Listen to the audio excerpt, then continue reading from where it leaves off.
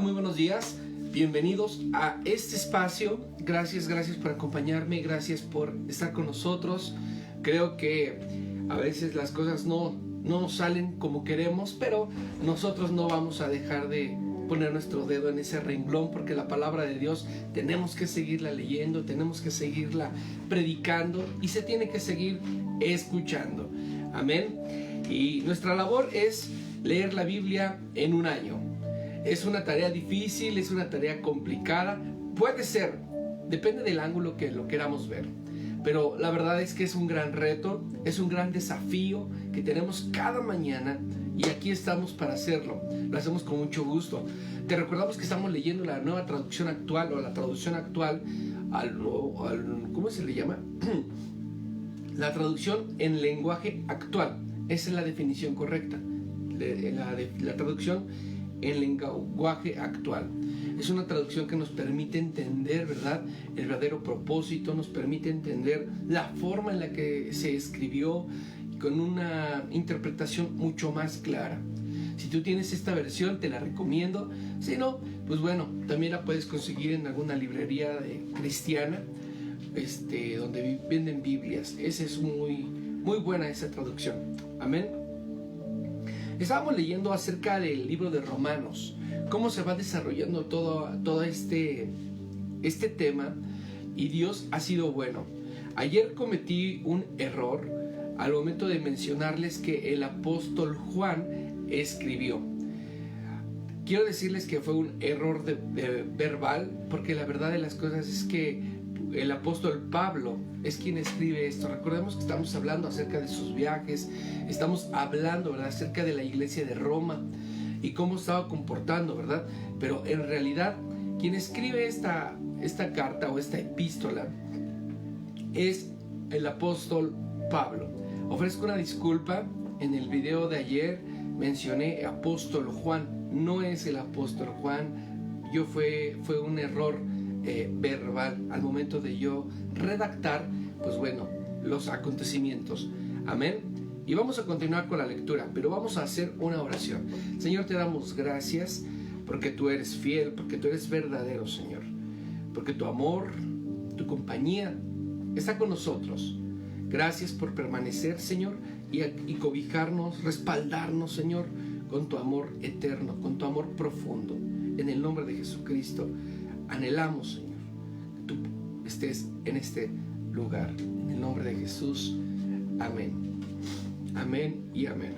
Pues bueno, muchísimas gracias por acompañarnos. Espero que nos puedas ayudar a transmitir, a compartir la publicación a través de tu Face, a través de YouTube, o si tienes algunas otras aplicaciones, pues bueno, sería también de mucha ayuda. Dios bendice tu vida. Capítulo 6 del libro de Romanos. ¿Qué más podemos decir? ¿Seguimos pecando para que Dios nos ame todavía? Por supuesto que no. Nosotros ya no tenemos nada que ver con el pecado, así que no podemos nosotros seguir pecando. Ustedes bien saben que por medio del bautismo nos hemos unido en Cristo en su muerte. Al ser bautizados, morimos y somos sepultados con Él, pero morimos para nacer a una vida totalmente diferente. Por eso mismo pasó Jesús cuando Dios, el Padre, lo resucitó con gran poder. Si al bautizarnos participamos en la muerte con Cristo, también participaremos de su nueva vida. Una cosa es clara: antes éramos pecadores, pero cuando Cristo murió en la cruz, nosotros morimos con Él, y así que el pecado ya no nos gobierna. Al morir, el pecado perdió su poder sobre nosotros. Si por medio del bautismo morimos en Cristo, estamos seguros de que también viviremos con Él. Sabemos que Jesucristo resucitó y que nunca más volverá a morir, y que la muerte ya no tiene poder sobre Él. Cuando Jesucristo murió, el pecado perdió para siempre su poder sobre Él. La vida que ahora vive es para agradar a Dios. De igual manera, el pecado ya no tiene poder sobre ustedes, sino que Cristo les ha dado la vida y ahora vive para agradar a Dios. Así que no dejen que el pecado los gobierne, ni que los obligue a obedecer los malos deseos de su cuerpo. Ustedes ya han muerto al pecado, pero ahora han vuelto a vivir. Así que no dejen que el pecado los use para hacer lo malo. Más bien, entréguense a Dios y hagan lo que a Él le agrada. Así, el pecado ya no tendrá poder sobre ustedes, porque no son esclavos de la ley. Ahora están al servicio del amor de Dios. Si alguien podría decir que, como ya no somos esclavos de la ley, sino que somos y estamos al servicio del amor de Dios, ¿podemos seguir pecando? Pero eso no es posible. Ustedes saben que quien siempre obedece a una persona llega a ser su esclavo. Nosotros podemos servir al pecado y morir, o bien obedecer a Dios y recibir su perdón. Antes, ustedes eran esclavos del pecado, pero gracias a Dios que obedecieron de todo corazón la enseñanza que se les dio, ahora ustedes se han librado del pecado y están al servicio de Dios para hacer el bien. Y como a ustedes todavía les cuesta entender esto, se les explicó con palabras sencillas y bien conocidas. Antes, ustedes eran esclavos del mal y cometían pecados sexuales y toda clase de maldades, pero ahora tienen que dedicarse completamente al servicio de Dios. Cuando ustedes eran esclavos del pecado, no tenían que vivir como a Dios le agrada. Pero, ¿qué provecho sacaron? Tan solo la vergüenza de vivir separados de Dios para siempre. Sin embargo, ustedes ya no son esclavos del pecado, ahora son servidores de Dios. Y eso sí que es bueno, pues al vivir solo para Dios, les asegura que tendrán vida eterna. Quien solo vive para pecar, recibirá como castigo la muerte, pero Dios nos regala la vida eterna por medio de Jesucristo, nuestro Señor. Estamos el capítulo 6 hace ver que nosotros ya no somos esclavos, ya no vivimos en maldad, ya no vivimos en esclavitud, ya no vivimos en persecución, sino que ahora nosotros somos libres. Hay una libertad en nosotros por medio de Jesucristo. Y lo que les explicaba el día de ayer, lo que gana Jesucristo al momento de morir, nosotros lo ganamos juntamente con Él. Fuimos llevados con Él a ese lugar. Nuestros pecados fueron llevados a ese madero y ahí se pagó toda la deuda, todo lo que había sido levantado en nuestra contra. Ahora, aquí mencionan que el pecado tiene un poder.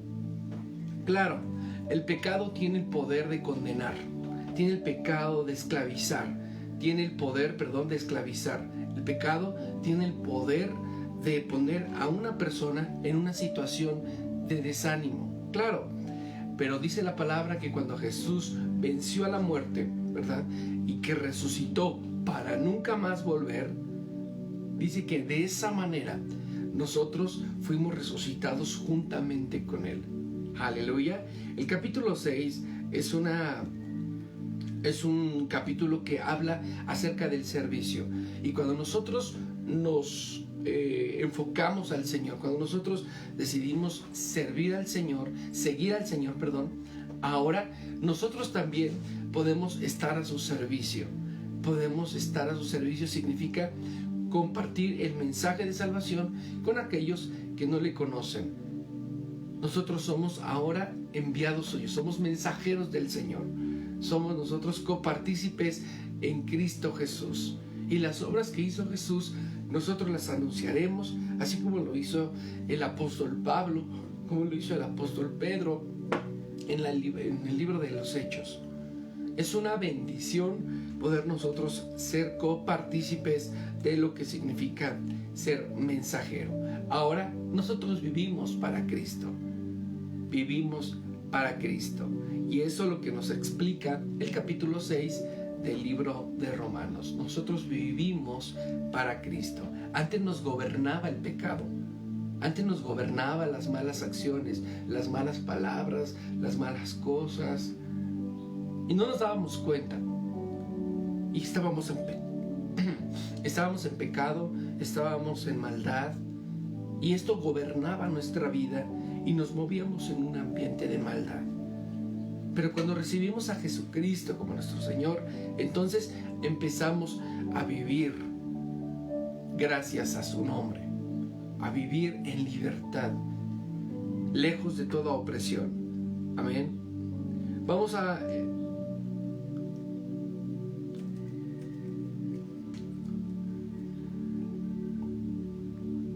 Capítulo 7. Hermanos en Cristo, ustedes conocen la ley de Moisés y saben que debemos obedecerla solo mientras vivamos. Por ejemplo, la ley dice que la mujer casada será esposa de su marido solo mientras él viva. Pero si su esposo muere, ella quedará libre de la ley que la unía a su esposo. Si ella se va a vivir con otro hombre mientras su esposo vive todavía, se podrá culpar de ser infiel a su esposo. Pero si su esposo muere, ella quedará libre de esa ley y podrá volver a casarse sin que se le acuse de haber sido infiel.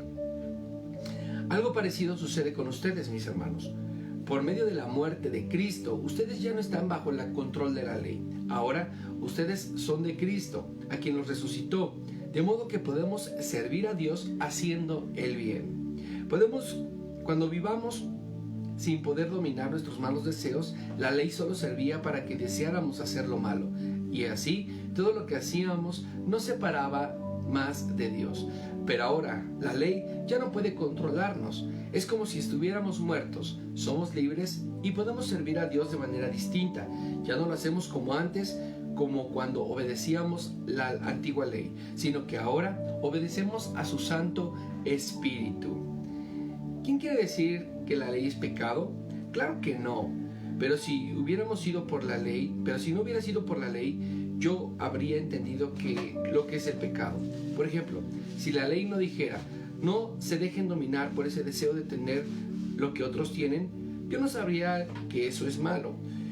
Cuando no hay ley, el pecado no tiene ningún poder, pero el pecado usó ese mandamiento de la ley y me hizo desear toda clase de mal.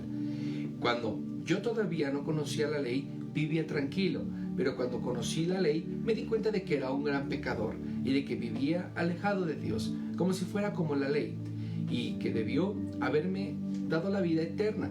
Más bien, me dio la vida eterna, porque el pecado usó la ley para engañarme y con esa misma ley me alejó de Dios. Podemos decir, entonces, que la ley viene de Dios y cada uno de sus mandatos es bueno y es justo. Y cuando no estoy diciendo que la ley, que es buena, me llevó a la muerte. De ninguna manera.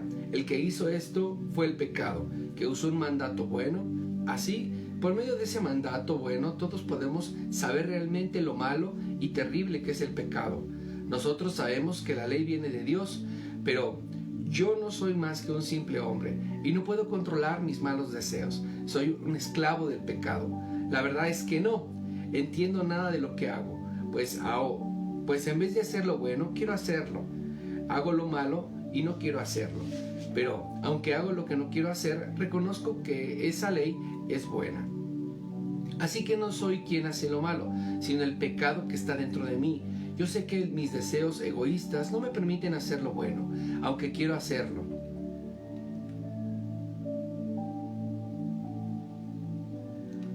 Yo sé que mis deseos egoístas no me permiten hacer lo bueno, aunque quiero hacerlo. No puedo hacerlo. En vez de lo bueno que quiero hacer, hago lo malo que no quiero hacer. Pero si hago lo que no quiero hacer, en realidad no soy yo quien lo hace, sino el pecado que está dentro de mí. Me doy cuenta entonces de que, aunque quiero hacer lo bueno, solo puedo hacer lo malo. En lo más profundo de mi corazón, amo la ley de Dios. Pero también me sucede otra cosa. Hay algo dentro de mí que lucha contra lo que creo que es bueno. Trato de obedecer la ley de Dios, pero me siento como en una cárcel, donde lo único que puedo hacer es pecar. Sinceramente, deseo obedecer la ley de Dios, pero no puedo dejar de pecar porque mi cuerpo es débil para obedecerla. Pobre de mí. ¿Quién me librará de este cuerpo que me hace pecar y me separa de Dios? Le doy gracias a Dios porque sé que Jesucristo me ha librado. El capítulo 7, como te diste cuenta, es muy complejo en cuanto a su lectura, porque habla de una lucha contra el pecado. Nosotros a veces queremos hacer las cosas buenas sin darnos cuenta estamos haciendo cosas malas. Y esto proviene del desconocimiento de la ley. Cuando nosotros desconocemos la ley, nuestros actos, ¿verdad?, empiezan a manifestarse de manera natural y no nos damos cuenta que estamos equivocados. No nos damos cuenta que estamos errando. Pero cuando nosotros conocemos la ley, ¿verdad?, entonces el pecado se justifica y ahora sí lo estamos haciendo de manera voluntaria. Aunque hay una lucha interior en nosotros en decir, es que ya, por ejemplo, es un ejemplo, yo ya no quiero tomar, yo sé que el vino me hace daño, pero esa es una convicción caída en mi corazón, ¿verdad? Y la ley no te prohíbe tomar, pero sin embargo, cuando tú te vas a practicarlo, te das cuenta que el exceso de este vino te hace caer en pecado, porque hablas de manera equivocada, te comportas de manera equivocada y es algo involuntario, pero está gobernándote en ese momento el vino, en ese momento te está gobernando el pecado.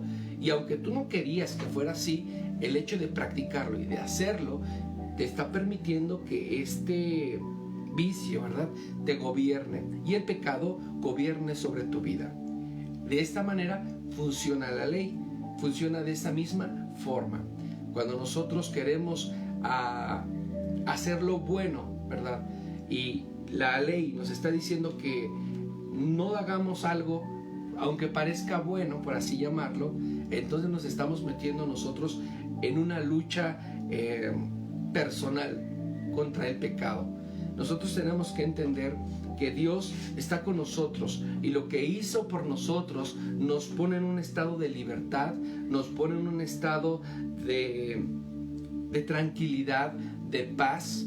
Y el capítulo 7 habla precisamente de esa lucha, habla precisamente de lo que nosotros a veces pasa por nuestra mente. ¿Lo hago? ¿No lo hago? ¿Qué va a pasar si lo hago? Y si Dios me va a castigar o Dios no me va a castigar. Y es una cuestión como de ver qué va a suceder de mi relación con Dios, ¿no? Pero antes de nosotros pensar qué va a suceder con Dios o cómo Dios se va a comportar con nosotros, lo que deberíamos de decir es, ¿eso me hace bien? En realidad, tomar esta decisión me hace bien. ¿Es bueno para mí? Cuando nosotros hacemos esta reflexión, pues entendemos que nuestro espíritu, ¿verdad?, que es el Espíritu Santo, el que está con nosotros, el que mora por nosotros, es aquel que nos direcciona. Y por eso en el libro de Hechos se hablaba mucho acerca del Espíritu Santo, alguien que nos va a ayudar, alguien que nos va a direccionar, y por medio de su Santo Espíritu nosotros vamos a escuchar esas vocecitas, ¿verdad?, que nos dicen, no hagas eso, haz esto, vete hacia allá, regresa, toma esta decisión. ¿Sabes qué? Estás precipitándote, estás corriendo muy rápido. El Espíritu Santo está para ayudarnos, para direccionarnos, y eso es lo que a nosotros nos diferencia. Vamos a seguir teniendo conflictos para tomar decisiones. Puede ser complejo y nadie está exento de tomar decisiones. Todos los días tenemos que tomar decisiones. Al momento que te levantaste, dijiste, híjole, la lectura de la Biblia. O tal vez dijiste, vamos a la lectura de la Biblia, ya son las 7, vamos a estar un ratito ahí y después hacer nuestras actividades, ¿no? Y en ese momento entra una lucha mental, una lucha espiritual, una lucha humana por tomar esa decisión de pararte, de levantarte y de tomar este estudio. Y ya sabes que es un deber tomar el estudio de la lectura, porque leer la palabra de Dios no es una sugerencia, es un mandato. Recordemos lo que dice en el libro de Josué, capítulo 1, meditar en la palabra de día y de noche. ¿Qué significa? Leerla, entenderla, no nada más leerla por leerla. Muchos la leen y no la entienden. Es leerla, entenderla, detenerte un poquito para decir, ¿por qué? ¿Por qué dice esto? ¿Por qué dice aquello? Y cuando nosotros nos detenemos y hacemos pausa, ¿verdad?, podemos nosotros comprender lo que el Espíritu Santo nos quiere mostrar a través de la Escritura. La Escritura nos va a seguir siempre mostrando cosas nuevas, nos va a seguir desafiando, nos va a seguir enseñando, porque recordemos que Dios es un maestro por excelencia. Jesucristo es un maestro por excelencia. Y cuando nosotros estamos en su presencia, vamos a entender que hay decisiones que no nos corresponden tomarlas en este momento y que todo tiene su tiempo. Todo, absolutamente todo. Y yo creo que este es el tiempo donde nosotros debemos entrenar nuestro espíritu para la lectura de la palabra. Uno de las batallas personales que viví en este último tiempo, la quiero compartir contigo. De niño yo sufrí un accidente que casi arruina mi vista por completo. Casi pierdo la visión de mis ojos y había una lucha personal en mi corazón cuando Dios me dijo que había que leer la Biblia. Había una lucha porque yo decía, es que se me mueven las letras, Dios, es que veo las letras chiquitas, después las veo grandes, porque el ojo derecho sufrió un accidente, me tuvieron que intervenir en un laboratorio, en un quirófano, y mi visión pues lamentablemente no es a un 100% en lo natural, pero en la fe yo veo de una manera sobrenatural. Sin embargo, cuando Dios me pidió hacer este estudio de la lectura de la Biblia, yo dije, Señor, ¿por qué no usas a alguien que tenga bien su vista? Alguien que pueda aprovechar este recurso que es la visión. Porque yo, que de un ojo me cuesta trabajo enfocar algunas cosas, pero cuando trabajan los dos, el Espíritu Santo está conmigo, el Espíritu Santo me guía, me libera, me pone en un estado de autoridad. Y esa era la batalla, ¿no?, que yo tenía. Sabía que la lectura de la Biblia era un mandato de parte de Dios por medio de su Santo Espíritu, y yo quería rehusarme, quería no hacerlo, porque dije, no, pues me va a salir mal, se van a burlar de mí, no sé leer como muchos leen. Sin embargo, Dios me ha estado llevando, me ha estado entrenando, me ha estado capacitando aún en esto, y me ha estado respaldando. Amén. Y eso es algo importante porque es una lucha personal. Y así como esa lucha personal que yo tengo, yo sé que tú tienes luchas personales cada día. Unos en la salud, otros en las finanzas, otros en el amor, otros en la familia, otros en las relaciones sociales. Y cada uno tiene diferentes retos, ¿verdad? Pero finalmente el Espíritu Santo nos guía a toda verdad y nos pone en el camino de justicia, que es Jesucristo. ¿Sabes? El capítulo 7 de este mismo libro habla precisamente de eso, ¿no? De lo que vino a hacer Jesucristo a nuestras vidas y lo que dejó de hacer la ley en nuestras vidas, lo que dejó de operar en nuestras vidas. Nosotros ya no vivimos en esclavitud. Ahora, la vida en Cristo